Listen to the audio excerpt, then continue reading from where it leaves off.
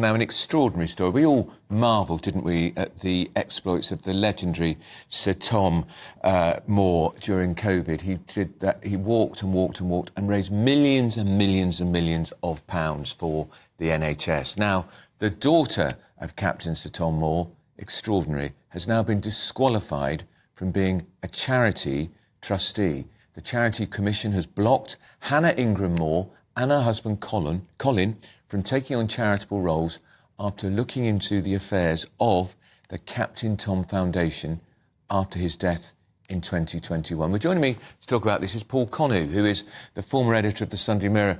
Paul, this is the most extraordinary fall from grace, isn't it? Because we regularly saw Hannah with her father, alongside her father, with him when he got his honour from the Queen. She spoke proudly of her father. And yet, since his death, the charity has become mired in all sorts of controversy. And now, the ultimate humiliation, she's been banned from acting as a trustee of the charity. Tell us all about it. Andrew, this has been a long time coming, in a sense. I think we in the media have held back for quite a while before we began investigating, because it seemed too intrusive or too harsh to move in earlier on. I mean, for example, just out of curiosity, and I'm sure other journalists looked at Companies House records and Hannah and her husband's businesses, which we say not doing too well. But you had to hold back. But since then, the media has done a good job in exposing the various question marks about the legacy of Captain Tom. Tragically, I mean, he was a national hero. He raised £39.8 million for the NHS.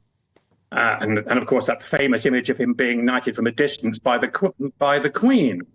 And his legacy won't die, but it has been besmirched to an extent by what happened with his daughter and son-in-law. Central to all of this, actually, interestingly enough, it was the family who put out the statement yesterday about the Charity Commission, not the Charity Commission, who merely responded because their investigation is still ongoing.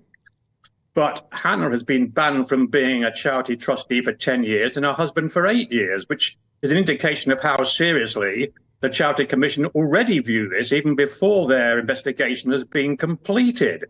And at the heart of this is the fact that Captain Tom wrote, or was helped to write, 3 books before his death. Now, in the prologue to those books, there is reference to it supporting the work of the Captain Tom Foundation. But in fact, £800,000, repeat, £800,000 from the book proceeds went into a private company held by his daughter and son-in-law, which they argued, in fact, was what Captain Tom wanted, although there's no written record of that. And certainly anybody reading the prologue of that book would have got the impression that buying the book was going to help the Captain Tom Foundation. And then, of course, after that, we had the saga of the building in the garden of their Bedfordshire home, which of course was originally, they got planning permission for a Captain Tom Foundation building, which was going to house archives, records, displays, like a museum of his work. But without planning permission, it became a much bigger building with a spa in it, which of course not only broke the planning consent, but also angered their neighbours. And now, of course, they are very unpopular in the local community and have put their house up for sale for £2.25 million. But so far, as I understand it, there are no takers. Whether, in fact, being the property where Captain Tom did those famous televised walks or not is a boon or the reverse to trying to sell it, who knows? She also, I remember, Paul, the Charity Commission refused to allow the daughter to pay herself a £100,000 annual salary from the foundation. That's correct. She also, of course, she became CEO of the charity for a period of about, I think, 7 or 8 months, and gave herself a salary and expenses totaling, I think, in excess of £70,000. It's extraordinary, isn't it? Because people gave to Captain Tom because they were so inspired by him. He was a remarkable man. I mean, he made it, didn't he, to his 100th birthday, and we lost him aged 100 in 2021. The whole charity now is being wound down. It's a very sorry episode, isn't it? It is, and his legacy is tainted by the actions of his daughter and son-in-law. And his book was called Tomorrow Will Be a Good Day. Well, there haven't been too many good days for his daughter and son-in-law since the media and the Charity Commission began investigating. Absolutely right. Paul, let me ask you, just before I let you go, you're a keen observer of what happens in the United States. I'm just absolutely riveted by what's going to happen about Joe Biden after that catastrophic performance in the presidential debate. It seems he's determined to fight on.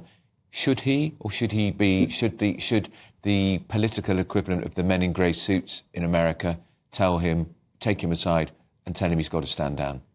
They should. I mean, I come from a particular viewpoint here because I knew Donald Trump personally quite well when I was based in New York, and I've long argued on air and in print that he was never fit to be POTUS, and the idea of him regaining the White House, I find, is chilling both for American democracy and the interest of Western democracy generally. But so Joe Biden has to stand down. Somehow there has to be a way of persuading him or forcing him to stand down. Already there are, apart from the behind-the-scenes whispers in the New York Times reporting yesterday that he's considering stepping down, there are others behind the scenes trying to persuade him, and the pressure is building. And I spoke to a very senior Democrat friend in contact day before yesterday, and he said he wouldn't bet more than a 50-50 chance that Biden will be the candidate. But the complications on how you force him to step down. He's going to do an interview tomorrow, which goes out on the weekend, which they're hoping, or his aides are hoping, will certainly, if you like, go some way to reversing the damage done by that disastrous debate with Trump. But I've also heard a Machiavellian theory from some contacts, which I don't know how true it is, but saying that perhaps Biden was encouraged by some of his own team into that early, because it was a very unusually early debate, because they thought exactly what happened would happen, and it would give them time to actually somehow remove him from the candidacy or persuade him to step down, and well, they found another candidate.